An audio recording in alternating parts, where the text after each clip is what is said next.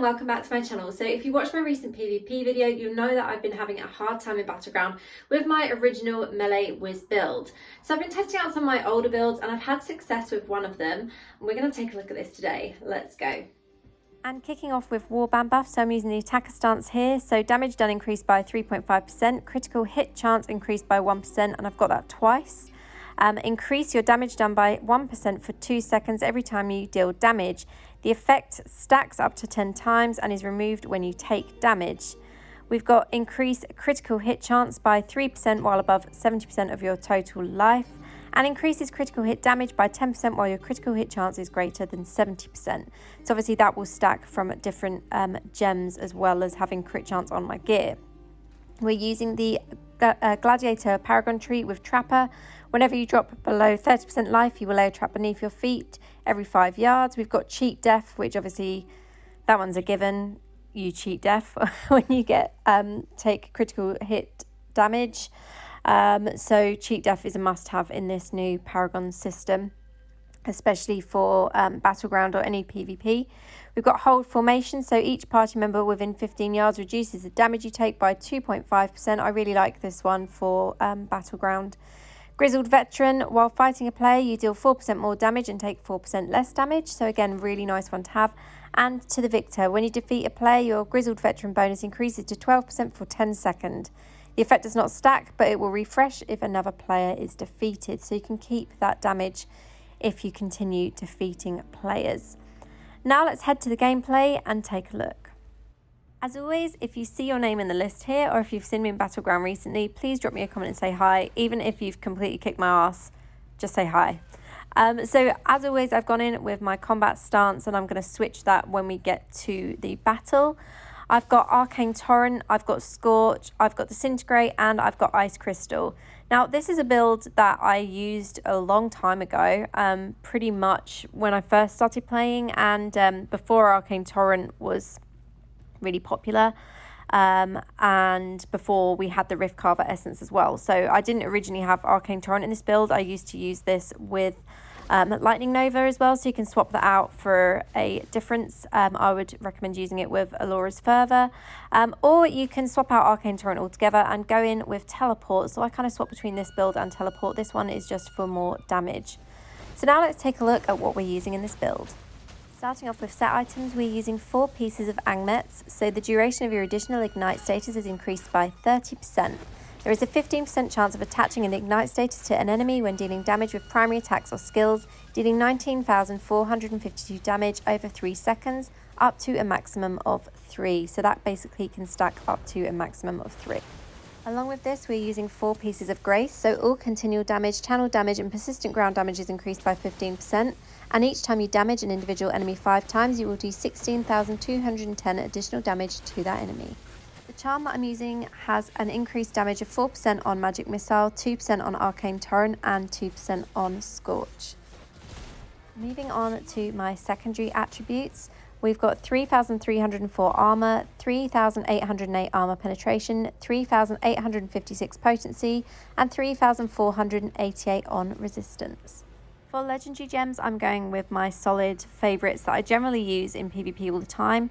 So we've got Blood-Soaked Jade, Starfire Shard, Roiling Consequence, Pain Clasp, Mother's Lament, Viper's Bite, Gloom Cask, and also Bottled Hope. So my total resonance in this battle was 3,715, and I've obviously got the damage over time effect from Viper's Bite. All the gems work really nicely with any of the builds that I use pretty much. I've kind of gone for legendary gems that work with all of my different setups.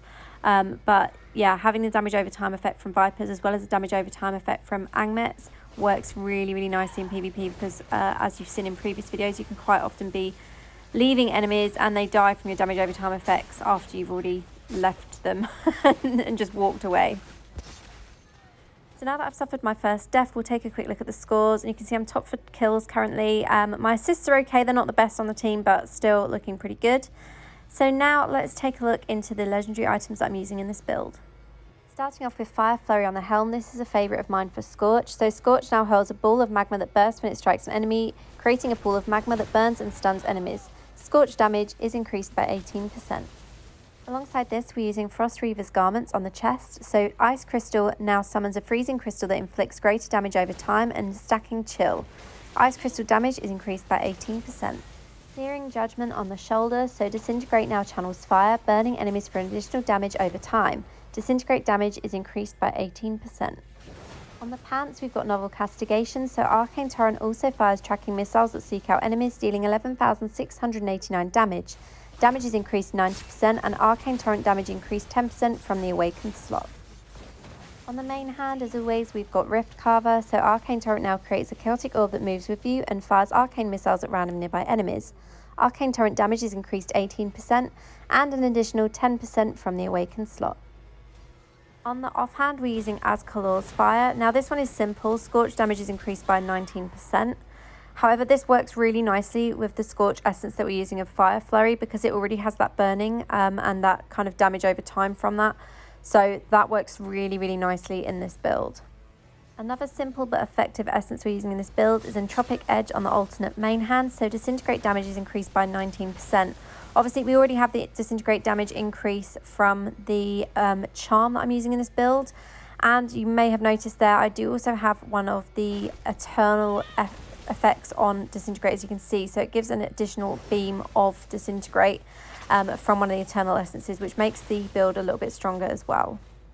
And lastly, another solid favourite of mine on the alternate offhand is Blaster Cast. So Magic Missile fires 2 additional missiles, each dealing 4,390 damage.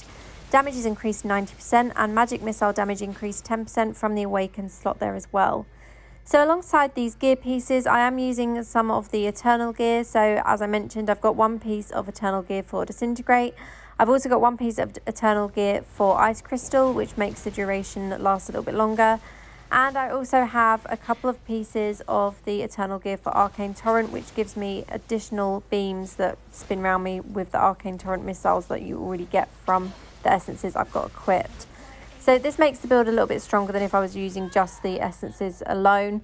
The Eternal gear is definitely worth testing if you've not already used it. It does work really nicely, especially if you get the pieces that stack, because obviously quite often that stacks your damage as well. So coming back into the battle, you can see we've slain 49 out of 65 attackers so far. And yeah, I really like this build. As I mentioned, it's quite an old one. I used to use this when I was new to PvP and new to Battleground, because it allows you to keep your distance from enemies. Obviously, this doesn't always work if they approach, which is why I like to have the Arcane Torrent essences as well, because then if you get approached, you can just hit the Arcane Torrent button and still deal damage, instead of just having to run away and hope for the best. Obviously, if you want to make this build more defensive, as I mentioned at the start, you could easily swap out Arcane Torrent for Teleport, and then you can just teleport away from enemies when they approach you and try to attack you at close combat. So that does work really nicely, and I do swap between having the Arcane Torrent in this build and Teleport, just depending on my mood and how hard I want to play, to be honest. This build is really good for damage.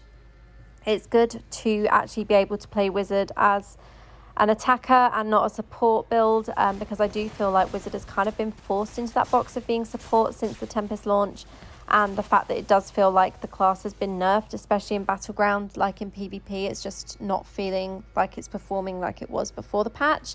So yeah, this build works really nicely for that reason. Scorch is a really good essence to have with Fire Flurry on this build.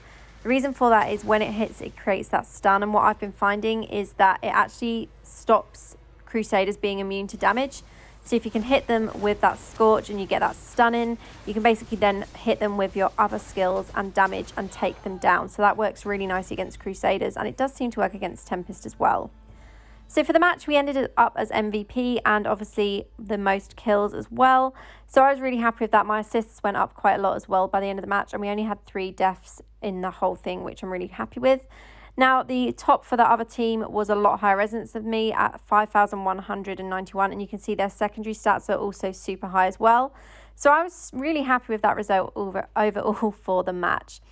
That is it from me today. I hope you found this video helpful.